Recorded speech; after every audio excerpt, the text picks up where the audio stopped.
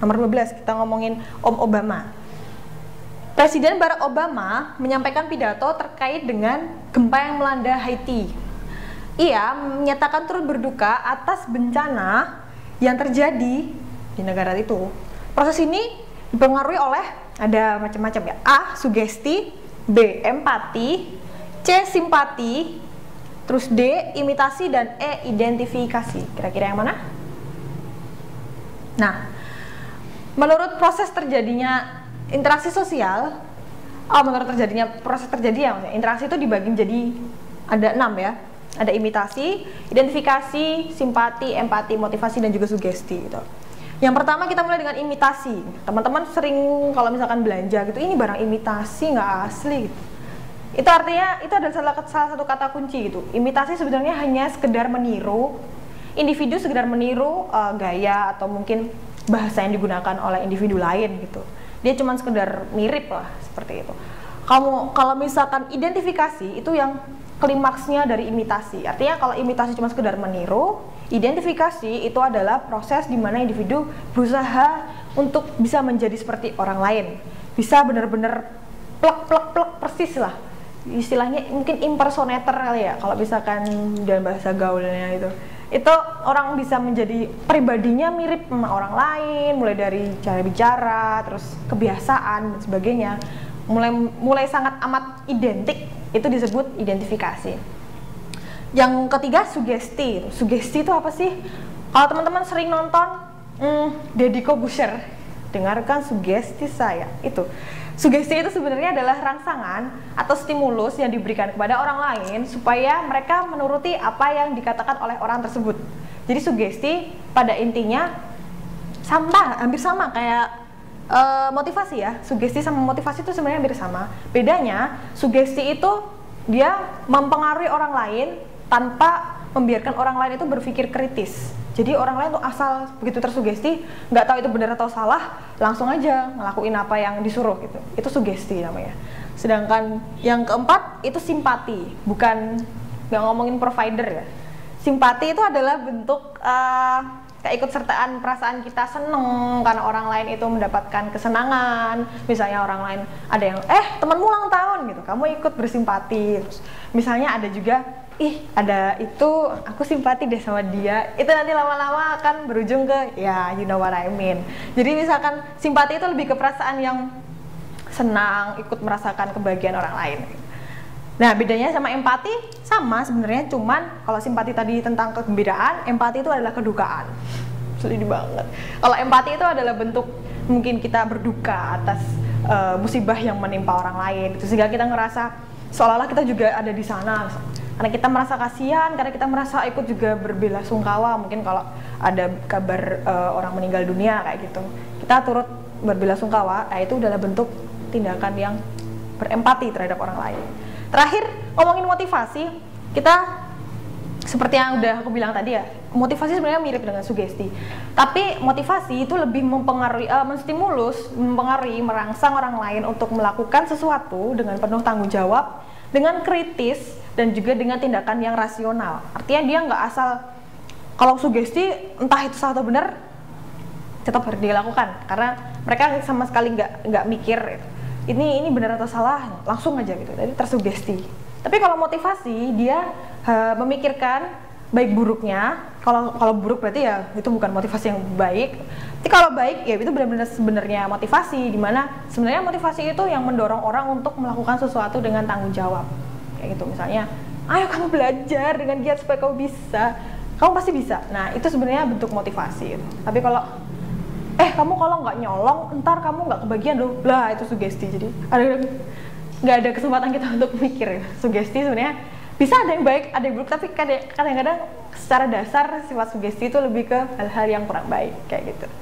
Udah jelas ya perbedaannya apa aja? Berarti pidato Barack Obama tadi masuknya ke bentuk ya empati, sedih, berbelasungkawa. Oke, lanjut.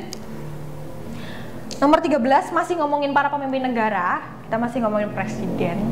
Para pemimpin negara dunia menyatakan perang terhadap segala bentuk terorisme. Upaya ini termasuk ke dalam proses interaksi sosial A. Antar individu, B individu dengan kelompok, salah ya, bukan dalam tapi idangan. Kemudian C itu individu dengan negara, D antar kelompok, dan E kelompok dengan individu. Para presiden dunia, para pemimpin dunia, negara di dunia, mereka menyatakan perlawanannya terhadap bentuk-bentuk aksi terorisme. Gitu. Sebenarnya apa aja sih yang dimaksud antar individu, Nah, kalau kita ngelihat dari kalimatnya aja, sebenarnya kita belajar sosiologi juga sambil belajar kalimat ya. Kita memahami kalimat dari satu kalimat-kalimat yang itu berhubungan. Misalnya kayak nomor 13 ini, para pemimpin negara dunia. Kata para itu kan artinya orang yang lebih dari satu. Berarti para pemimpin dunia adalah presiden. Itu berarti bentuknya kelompok. Sekelompok itu tergabung dalam kelompok pemimpin dunia ya. Kelompok presiden dunia itu menjadi salah satu bentuk kelompok. Kemudian versusnya adalah bentuk-bentuk terorisme.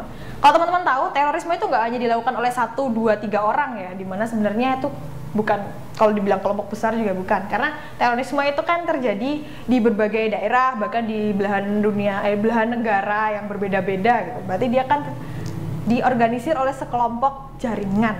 Kalau misalkan teman-teman pernah baca itu, berarti para pemimpin dunia versus bentuk-bentuk terorisme adalah bentuk interaksi sosial antar kelompok. Karena antara kelompok, misalkan kita bisa bilang presiden ini adalah golongan ya kelompok yang presiden aja gitu, khusus presiden aja. Berarti itu kelompok presiden versus kelompok terorisme. Jadi itu bentuknya adalah interaksi antar kelompok gitu. Oke, udah paham? Kita lanjut ke nomor 14. Kita lihat di sini persaingan yang sehat antar pelajar untuk memperoleh ranking 1 sifatnya. Teman-teman kan kalau di kelas pasti pengen dapat nilai bagus, pengen bisa dapat ranking yang bagus. Syaratnya pasti ranking 1. Ini bukan ngomongin acara yang di TV itu ya. Ini ngomongin tentang prestasi, salah satunya dengan memperoleh ranking 1. Nah, di sini sifatnya apa sih? Sifat dalam bersaing gitu. Bersaing dalam memperoleh ranking 1. A. Komparatif, B. Asosiatif, C. Regresif, D. Kompetitif, dan E. Asimilatif. Yang E terakhir ini aku jadi inget soal biologi teman. Oke, kita lanjut. A. Komparatif. Maksudnya apa sih komparatif? Kalau misalnya inget kata-kata komparatif, terus ingetnya ke kata dasarnya adalah komparasi, berarti dia membandingkan. Komparatif bersifat perbandingan. Komparatif berarti melakukan sesuatu dengan membandingkan ya. Komparatif. Tuh, kalau misalkan yang B, asosiatif. Asosiatif itu nama lainnya adalah bentuk-bentuk kerjasama gitu. Asosiasi, asosiatif ya. Itu merupakan bentuk-bentuk kerjasama. Jadi teman-teman bersaing tapi bekerja sama juga dalam memperoleh ranking 1. Ya nggak bisa juga kalau bekerja sama, nanti yang dapat rankingnya siapa kan. Kalau asosiatif itu lebih ke mungkin bentuk-bentuk kerja kelompok kali ya contohnya. Yang C, regresif. Regresif itu merupakan bentuk-bentuk tindakan sosial yang lain yang tidak berhubungan juga dengan persaingan ini, regresif. Yang D, kompetitif. Kompetitif itu artinya kompetisi, bersifat kompetitif, bersifat ya, kalau dari kompetisi tentu udah tahu dong, berarti dia bersaing. Kompetisi atau compete dari bahasa Inggris, compete, berarti dia bersaing, melakukan persaingan. Tadi kompetitif itu bersifat ada hal-hal yang berbau persaingan di dalamnya. Mungkin udah ketebak ya jawabannya apa. Dan yang terakhir, asimilatif. Asimilatif bukan proses membuat makanan dalam tumbuhan. Kalau dalam sosiologi kita belajar juga asimilasi, hampir sama dengan biologi.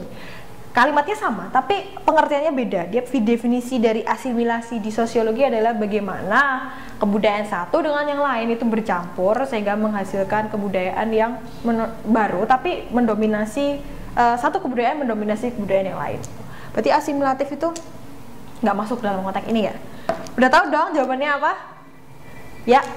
Bener, bukan yang D, yang kompetitif. Bagaimana orang itu bersaing untuk memperoleh sesuatu, dia sifatnya kompetitif. Oke, kita masuk ke soal terakhir ya.